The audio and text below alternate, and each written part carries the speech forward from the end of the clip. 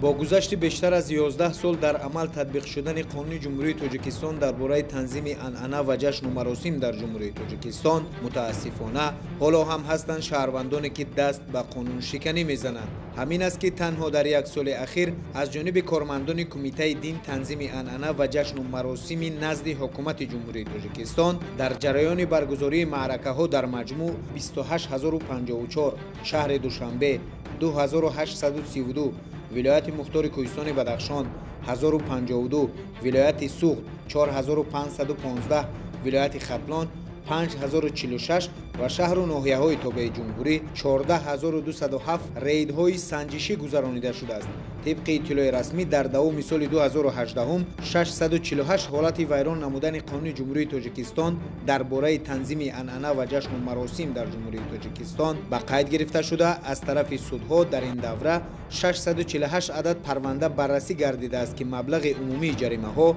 بیشتر از 3 میلیون و 61 هزار سومانی را تشکیل می دهد. قسم زیادی قانون شکنی ها را که در سمت این قانون به قید گرفته می شوند حالت های می باشند که مردم در توی معرکه های خود شماره نقلیات ها را از شماره که قانونگذاری معین کرده است بیشتر استفاده می کنند. موافق قسم 6 ماده 10 قانون جمهوری تاجیکستان درباره تنظیم عنعنه و جشن مراسم در جمهوری تاجیکستان، مراسم قید دولتی عقد نکاح در مقامات ثبت اسناد حالت شهروندی و جماعت ها با استفاده نه بیشتر از 4 اتوماشین سبکرو گذرانیده می شود. متاسفانه بعضا شهروندان هنگام رفتن به سوی شعبه های عقد نکاح بیشتر از 4 اتوماشین سبکرو را استفاده میبرند که این قانون شکنی محسوب یافته باعث مشکلات در رفت و آمد دیگر نقلیات ها در راه ها میگردد. حتی این عمل آنها سبب رخ دادن صدمه ها در راه های نقلیاتی گردیده است. در سال 2018 طبق معلومات پیشنهاد نموده سود عالی جمهوری تاجیکستان 648 حالت قانون شکنی وابسته به ویران نمودن قانون جمهوری تاجیکستان درباره تنظیم عنعنه و جشن مراسم در جمهوری تاجیکستان به قید گرفته شده است که نسبت قانون شکنندگان پرونده های حقوق ویرانکنی مأموری ترتیب داده شده است. اکثر این حالت ها استفاده زیادی اتوماشین ها در توی معرکه ها می باشند.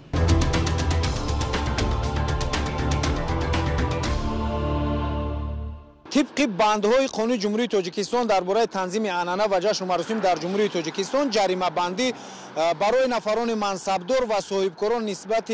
نفران عادی 7-8 مرتبه بالاتر است. از این سبب بعضی از صاحبکاران و منصبداران اجازت توی را نه به نام خود بلکه به نام خویشاوندانشان میگیرند.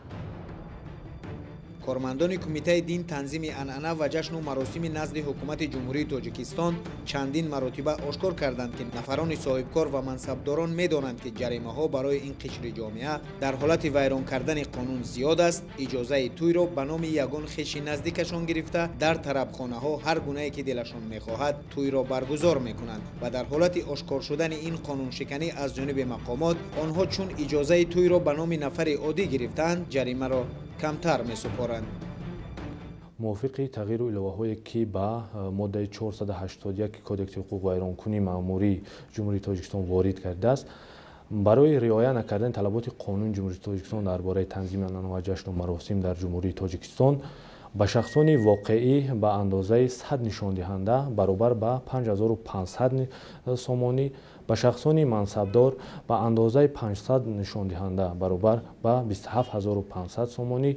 به شخصان حقوقی به اندازه 700 نشان دهنده برابر به 38500 سومانی برای حسابها جریمه تعیین کرده می شود. همزمان قانونی مذکور برای صاحبکاران، خادمان و علماهای دین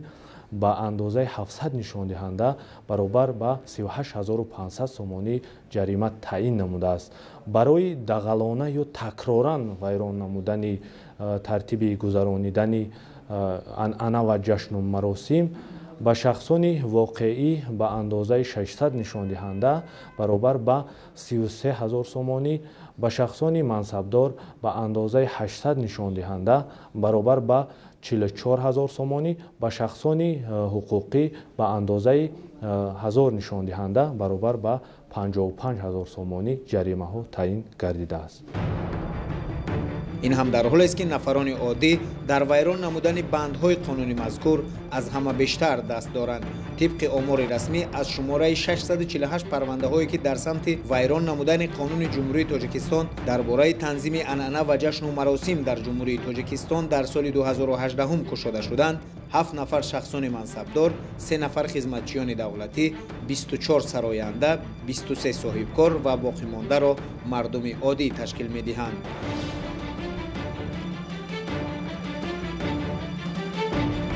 ба иттилои масъулин танҳо дар соли 2018 бештар аз 10 нафар мансабдорон ва хизматчиёни давлатӣ бинобар вайрон кардани қонуни ҷумҳурии тоҷикистон дар бораи танзими анъана ва ҷашну маросим дар ҷумҳурии тоҷикистон аз вазифаҳояшон озод карда шуданд. طبق طلبات ماده 15 قانون جمهوری تاجیکستان درباره تنظیم انعنه و جشن و مراسم در جمهوری تاجیکستان برای رعایت نکردن طلبات قانون مذکور شخصان منصبدار و خدمتچیان دولتی از جانب آنها و فرزندانشان مطابق قانونگذاری جمهوری تاجیکستان از منصب آزاد کرده می شود. در رفت سال 2018 7 شخصان منصبدار و 3 خدمتچیان دولتی برای ویران نمودن طلبات قانون جمهوری تاجیکستان درباره تنظیم انعنه و جشن و مراسم از وظیفه سبکدوش کرده شدند.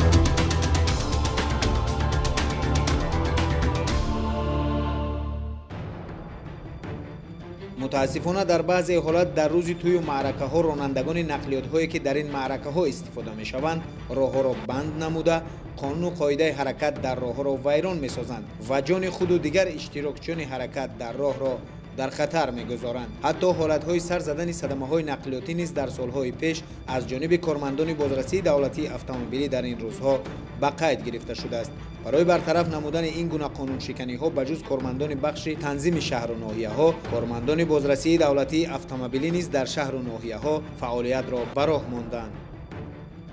در سال 2019 تا این جانب از طرف شعبه‌چه بازرسی اتومبیلی در شهر ایسار 18 قاعده ویرانکنی حرکت گروهی که در توی معرکه ها زیاده از 4 تا اتومبیل زیاد میباشد به قید گرفته شده است. در سال سپریگریده 2018 از جانب کمیسیون دائمی و محلی جماعت‌های شهر و دهات در یک جایگی 13 حالت قانون شکنی آید به رفت اجرای قانون جمهوری تاجیکستان درباره تنظیم انعنه و جشن و مراسم آشکار گردیده بود که همه آنها پرونده شده برای چاراندهی به سود شهر ایسار ارسال گردیدند و در نتیجه با مبلغ عمومی 65000 سومانی با فایده بودجه دولت جریمه ستانیده شد. در رفت ثبت برنامه در شهر حصار و ناحیه رودکی که از سیر اهالی ترین شهر و ناحیه های جمهوری به حساب می رود از رفت اجرای قانون جمهوری تاجیکستان درباره تنظیم انعنه و جشن و مراسم در جمهوری تاجیکستان از مسئولان پرسان شدیم و معلوم شد که سال تا سال شماره قانون شکنی ها در این سمت کمتر به قید گرفته می شود. مسئولان بخش تنظیم در شهر حصار و ناحیه رودکی میگویند بعد تغییرات به قانون جمهوری تاجیکستان درباره تنظیم انعنه و جشن و مراسم در جمهوری تاجیکستان که در سال 2017 جریمه ها را برای قانون شکن ها زیادتر نمود، سطح قانون شکنی بین ساکنان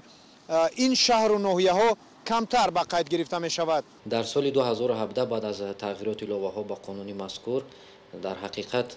تحلیل ها نشان دادند که تعداد قانون شکنی در حقیقت کم شده ایستاده است و مردم ماهیت قانون را در حقیقت به خوبی درک نموده ایستادند و این تمایل به پسشوی رفته رسانیده ایستاده است. در سال 2019 از جانب کمیسیون دائمی محلی 3 حالت قانون شکنی وابسته به رعایت نکردن مقررات قانون جمهوری تاجیکستان درباره تنظیم انعنه و جشن و مراسم آشکار گردیدند و 2 پرونده آن در مورد بررسی قرار دارند. یک حالت آن با گذراندن 2 چهاربینی و حالت دیگر با رعایت نکردن تعداد اتومبیل ها در خط سیر داماد عروس. هیئت شخصی شعبه بازرسی دولتی اتومبیلی ناحیه رودکی فعالیت خود را وابسته به طلبات‌های قسم 5 ماده 10 قانون مذکور با ماده 328 یعنی که حرکت گروهی дар тӯи маъракаҳо давоми соли 2018 27 олат қоидавайронкунӣ ва дар давоми соли 2019 2 адад ҳолати қонунвайронкунӣ аз тарафи ронандагаи воситаи нақлиёт ошкор карда шудааст ки баъдан ба қарорҳои қабулнамудаи суд нисбати вайронкунанданони қонун ҷазои сазовори маъмурӣ татбиқ карда шудааст. Солҳои пеш дар моҳ агар дар як моҳ агар 15 қоидавайронкунӣ оиди ҳамин ҳолатҳо ба қайд гирифта мешуд, ҳозир дар 45 рӯз ина ҳисоб кунем агар 2 та қоидавайронкунӣ ба мушоҳида расидааст, ба қайд гирифта шудааст.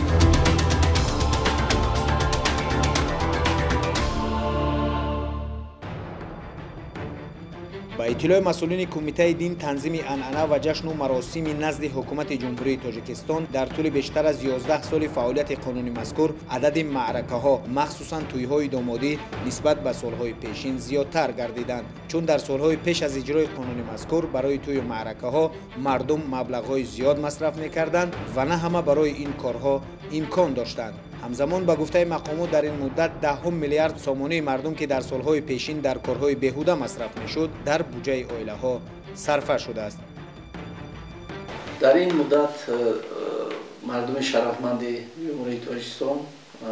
ҳамватанони мо ба низом даровардани маъракаҳо баргузории маъракаҳо барои худ бисёр пасандозҳо сарфа намуданд, зиндагии худро аз ин ҳисоб